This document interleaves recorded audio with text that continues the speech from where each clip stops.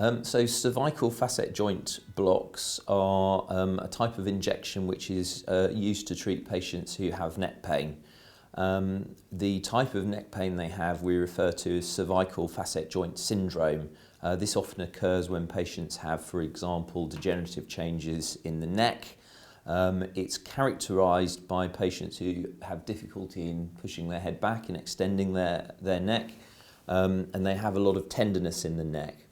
If we look at the spine in its entirety, it is, as we know, the top bit, which is the cervical spine or the neck, these top bones.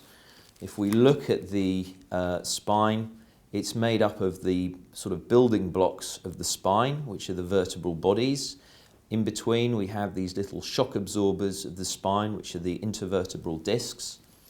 On the back of the spine, we have little paired joints, and these are referred to as the facet joints. What we do with a facet joint block is we will bring a patient in to one of our centres. Essentially, we will put them under an X-ray, and we will identify these little facet joints.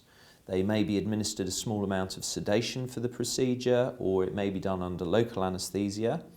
The facet joints are identified under the X-ray, small amount of local anaesthetic is put in the skin, and then very, very thin, small needles are put down to the facet joints, sometimes into the facet joints, and we deposit a small amount of local anaesthetic and steroid preparation.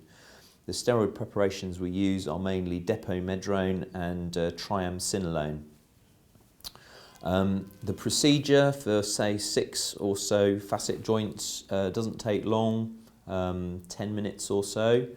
The benefits: pain relief, it takes about 10 to 14 days to work, sometimes less, sometimes more.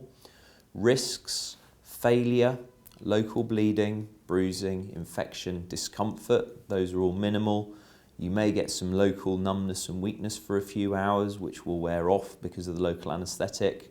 The risk of serious or significant problems with this procedure are exceptionally rare.